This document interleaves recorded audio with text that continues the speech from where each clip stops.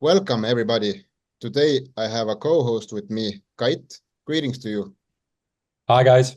So far, MxStar channel has brought you insight into our Estonian superstars' careers, but today we have a very special guest. He is as tall as Eiffel Tower, and Jörgen said that his head shines bright like a diamond. Welcome, Benny Bloss. Thank you guys for having me. I really appreciate it. We all know that you're a top 10 guy. Tell me, how's the season been? Are you satisfied with the results so far? Yeah, I'm pretty satisfied. The season started up and down.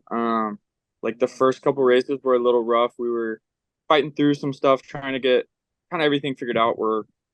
It's a new bike, and we had 3 months on the bike before the season, so it wasn't like we didn't know a crazy amount about it. So we had kind of expected it to go up and down, and then we started getting it dialed in. Maybe like 3 or 4 races in, and it started getting better, making some progress. And then, man, I want to say maybe around like just before Daytona, which was like right around the halfway point of the season, we started like really dialing the bike in. And I want to say I got a new suspension setting right after Daytona, and I haven't switched anything since then. Just kind of like fine little tuning stuff, little clicker changes here and there, but for the most part, we've kept it the same, and it's uh it's been awesome. I'm really like getting comfortable. I trust the bike a lot, and so it's kind of helping the riding where I just every day is consistent. I go do the same thing. I ride, and it's been getting better. My results have been getting better. I've been getting faster and faster. So just we got 4 more races, so I'm excited to hopefully finish out strong.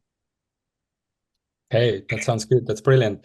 But maybe let's move back to the start a bit to understand how a great career is built, and then maybe let's talk about the amateur scene a bit. So we hear a lot of legendary stories about the likes of Tomek, Anderson, Barsha battling each other when they were on 50s even. So how was the amateur scene for you, and who were you battling when you were growing up?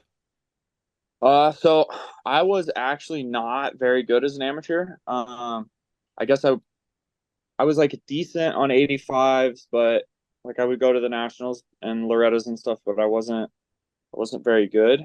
Um, and then I kind of got hurt every year right before Loretta's, so I would always miss like the big race.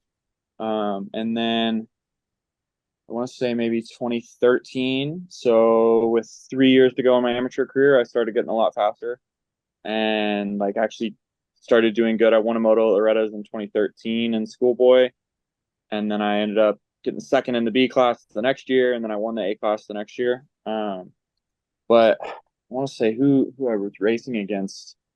Most of the guys that I like grew up racing against don't race anymore, so kind of weird, a little weird. But especially like when I was on the 85s, pretty much none of the guys that were like really good, essentially none of them really race anymore.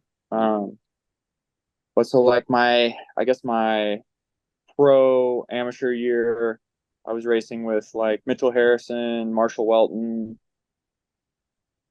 I can't really remember any of the other guys that I like race with now, but those are like two guys that I race with now. So, but yeah, for the most part, my amateur career was not awesome, but kind of towards the end, I got a little better and started winning a little bit. So. Okay, so when you think back on Benny Bloss when he was 12 years old, and you would tell him that now you're a factory rider and you race against the best guys in the world in your discipline, would it be a huge surprise for him at that time?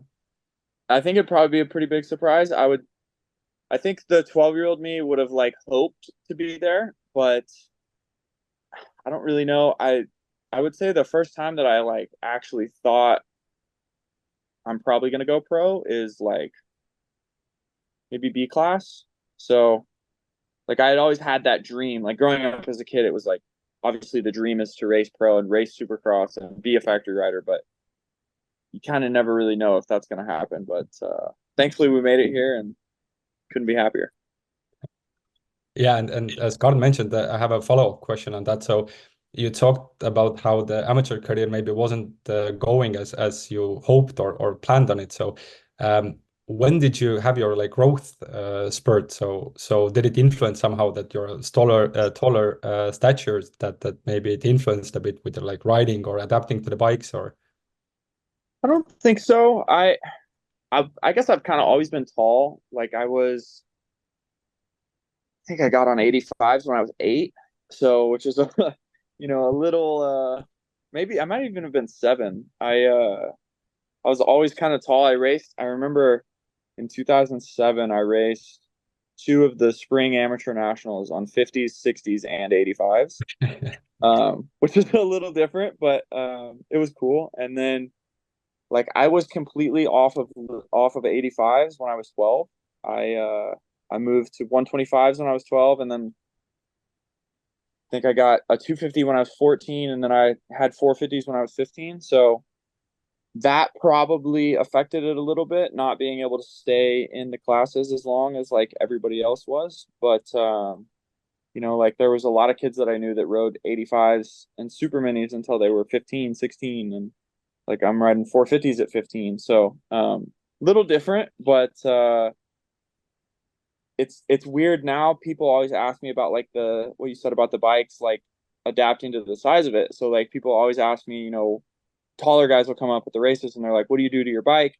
We run tall bar risers, tall bar, tall seat, lowered pegs. And like growing up, I never really had the option to run a tall seat or to run tall this and tall that. Like we just never did that. I just rode a regular bike. And so now anytime I've tried that, I don't like it. I guess I'm just so used to being big on the bike that it's kind of awkward for me when I'm kind of adjust everything, I guess. I do run a tall seat and slightly lowered pegs, but like tall bars I hate. So it's a little interesting. It usually shocks guys when they ask me that, and then telling them that, they're like, what? That doesn't make sense. But I don't know. It's just kind of how it is. Yeah, that was honestly one of my thoughts as well, because when you were 12 or at around that age, the superstars that we had in the sport were all kind of like shorter guys, and Ricky has been constantly talking about it on the podcast as well, that the height and tall legs, long legs, they have an advantage in the whoop section, for example, or soaking up the jumps and so on. Did you get any kind of advice from somebody, or did you have some support from the side of how to not maybe look at the other superstars that were in the sport at the time, but to adapt your own style and to how to use the height to your advantage? Yeah, kind of. I worked with Robbie Reynard for the end of my amateur career, and he was always like really good about making sure that my form was like as best as we could have it. And you said there definitely are advantages to being tall, especially in Supercross, like with the whoops. I would say there's probably more disadvantages than there is advantages, but I'd say most of the guys that I race against are like 150, 160 pounds, and I'm like 198. So it's that's for sure a disadvantage. Legs being in the way all the time are a big disadvantage as well. But when we get to the whoops, I'm thankful. That's for sure. So actually, Seattle, I skimmed a rhythm section I cased a rhythm section and I just like skimmed the rest of it, and it was really, really sketchy. But if I didn't have long legs, I probably would have crashed. So like in those moments, it's like, oh, super thankful for the long legs. So at the moment, it was like playing math skills. Yes, just like it. I wouldn't recommend it. It was not fun. Scared me pretty good, but it is what it is. But there was a few taller guys, pros, I guess, when I was growing up that I could look up to a little bit. So that was cool. I want to say I raced a USGP, and Jeff Akonis was racing, and I saw him, and he's taller than me, and I was like, oh, see, I'm good. He's super fast, and he's taller, so yeah, and he's not only a tall guy, he's a big guy as well. So it's definitely something else or something different to look at the motocross track as well. Yeah. So when we move on from the amateur career, maybe to walk through your career so far in the pro rank. So when did you go pro? Which teams have you been in, and which bikes have you ridden? Yeah, so I went pro, I guess it'd be the end of 2015. I raced Loretta's 2015, and then I did the last outdoor on a Rock River Yamaha, and I think I got like 14th or 15th in the 450 class, and I was really excited about that. I was happy about that. And then so I did the one race, and then I rode, I guess it'd be 2016 Supercross. I did 6 250 races, and then I moved to 450 full time.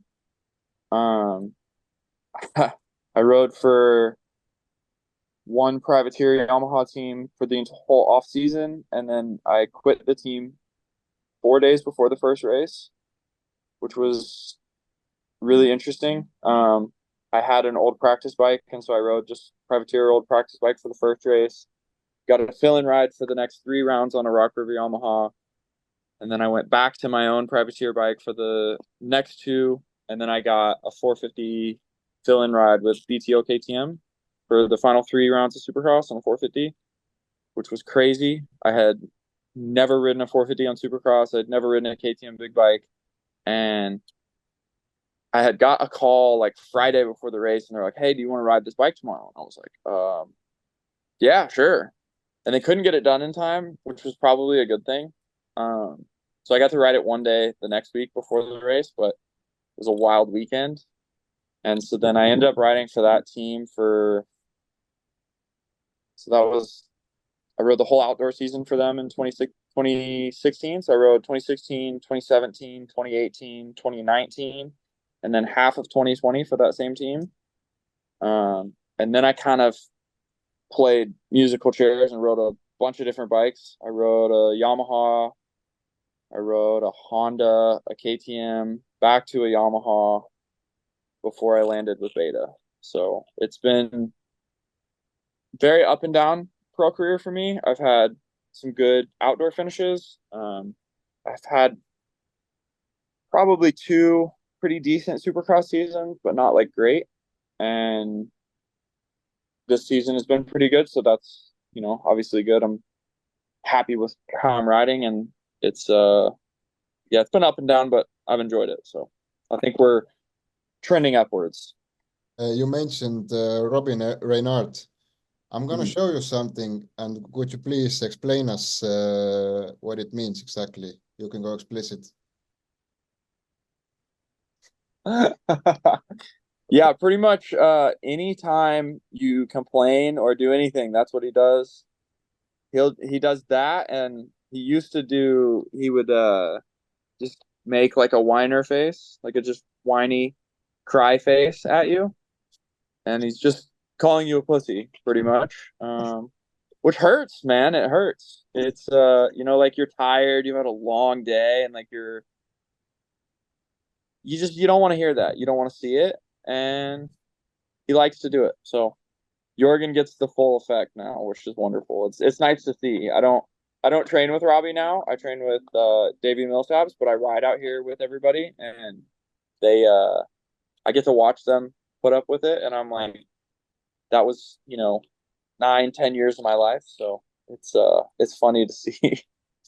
So you mentioned Davi Millsaps, and I wanted to ask you that you have teamed up with him.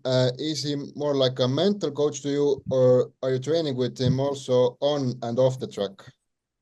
Yeah, I do everything with him. He does my on the bike program, my off the bike program, and he tells me what to eat as well. I don't always listen to that, but on the bike and off the bike, I do everything with him. And then I ride here at Reynard's in Oklahoma, and in the off season last year, I spent in California and was able to ride with him and a little bit, so that was nice. But he kind of does everything, and then helps with bike setup stuff for me as well too. Helps me kind of guide me in certain directions, so that's nice.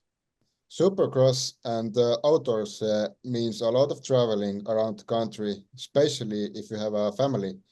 And you have a son, Luca, who is 3 years old, if I'm not mistaken. And Yep. how has becoming a dad affected your racing career? I think it's helped. I have a lot more motivation now, I would say. I'm not racing for just myself. I am, racing for him and racing for my wife, Haley. The travel, like you said, we travel a lot. I leave sometimes Thursday, sometimes Friday, and I don't come back till Sunday every single weekend. And flights are really expensive, so they come to a handful of races, but they don't come to all of them.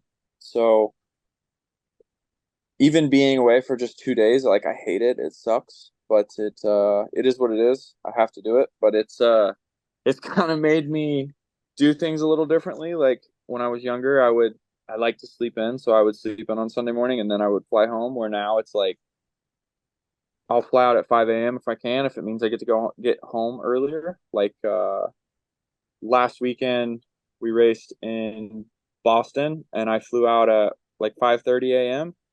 and I slept 22 minutes Saturday night. So I didn't even get an hour of sleep, which was miserable. But I got to be home earlier, so that's nice. But no, I think becoming a dad has made me train a little differently, and I don't know, I'm a little more cautious with certain stuff, which I think is a good thing, I think. But I don't know. I'm definitely more motivated though, for sure. This is definitely something that I've heard a lot of pro athletes talk about as well, becoming a dad. And sometimes people have the assumption that, okay, you're a family man now, you won't take risks, or you won't give it your all because your focus is somewhere else. But it seems to be the opposite effect actually, and we see in the Supercross, like the 450 class, for example, most of the top guys are dads now, and the kids are up on the podium, and they're constantly praising how it has given the sport and the actual life of an athlete a new how to say view or yeah. Yeah, it's extremely nice. Like before, when I was younger, it was my entire life. Like my entire life is dirt bike still, but I would come out, I would train all day, and like that would be it. That's all I would do. And then now it's like when I'm done training, I can get away. I can kind of escape, which is nice. It's been good. He also kind of holds me accountable though, which is nice. Like the other day, I do ice baths pretty much every night, and I was just kind of not feeling it. And I mean, he's 3, so he's not like, you know, super demanding, I guess, but he was like, I wasn't gonna get in. I like got my feet in and I was like, I don't want to. And he looks at me and he gave me a sad face. He's like, Daddy, you have to get in. You have to. And I was like, man, I can't not. Like he's telling me I have to. Like, so he holds me accountable sometimes, which is nice. I'd say most of the times I'm hold myself accountable, but it's good to have a little coach there when I need it. That's brilliant, definitely. And if we're talking about the present now, then of course everybody knows that you're making history. It's you're racing the Beta Factory racing bike through the brand's first Supercross season. This is not very often that people can say that, and they can be the brand ambassadors in a completely new sport. And in every interview I listened to, including this one, you praise the bike and you seem very satisfied with where you are at the moment. So I was just wondering, how has the overall process been? You explained it a bit in the beginning, but if you think back when to your first time when you lifted your leg across the bike of Beta, how far off was it from the position that it is today? Yeah, so the first time I rode the bike was like right at the end of the Supercross season last year. Um, and it wasn't a full blown like race motor. I don't even think it was a stock motor. I think it was like they were still trying to get that like dialed in for like the production bike. And I'm not gonna lie, the bike that I rode then was like slow. And I was like, I had already signed the contract, and like the biggest things that I took away from it was the bike was really slow, but it handled really, really good. Like the chassis was awesome. The suspension was awesome.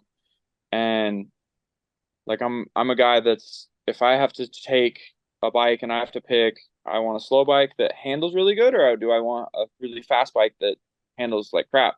I'm gonna pick the slow bike that handles really good, because you can always make a bike faster. So I was really pleasantly surprised at how good it felt.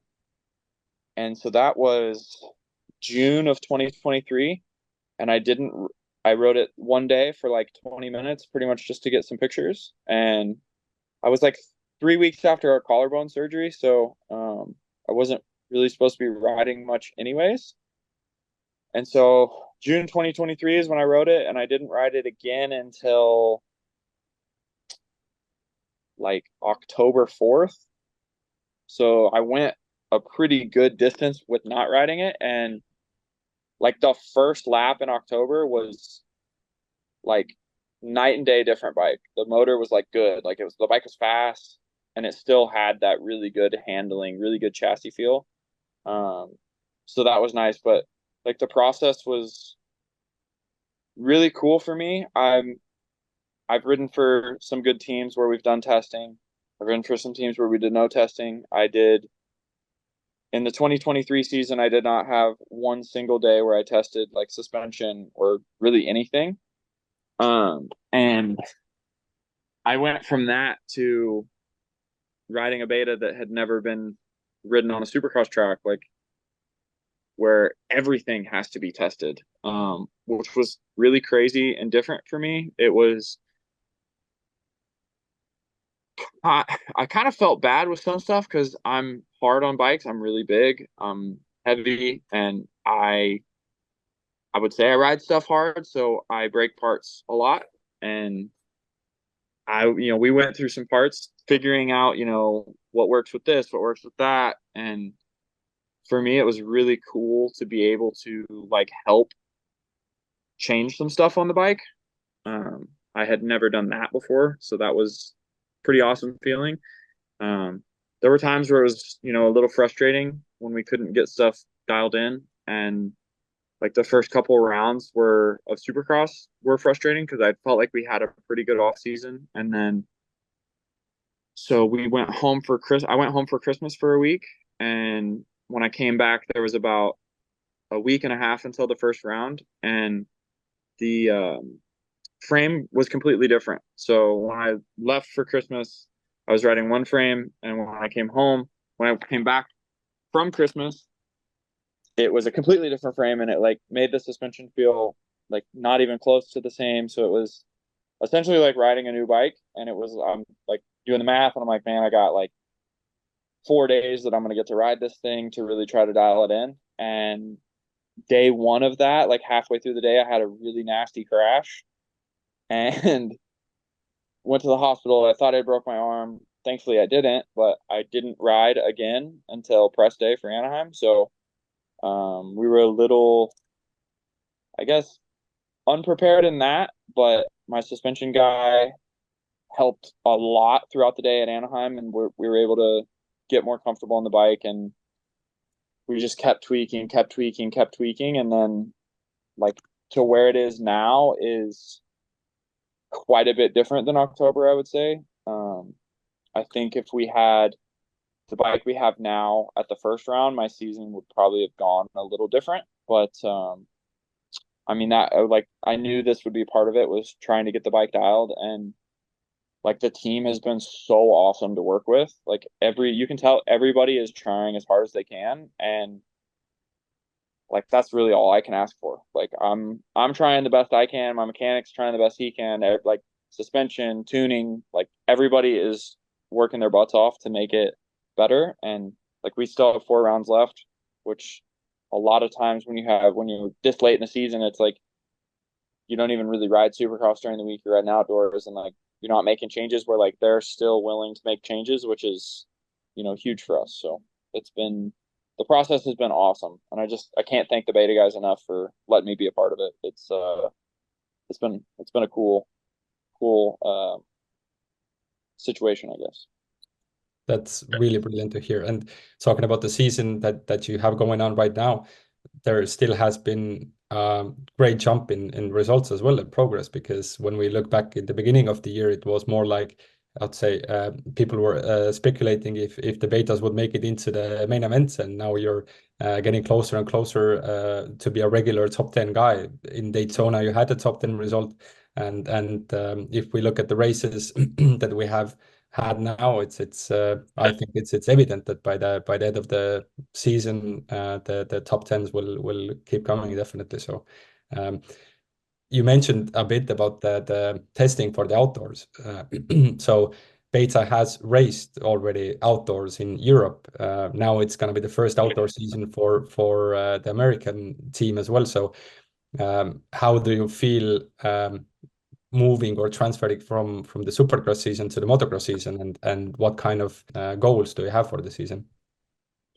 Yeah, so a little different than I guess most teams. We're only going to race 3 outdoors.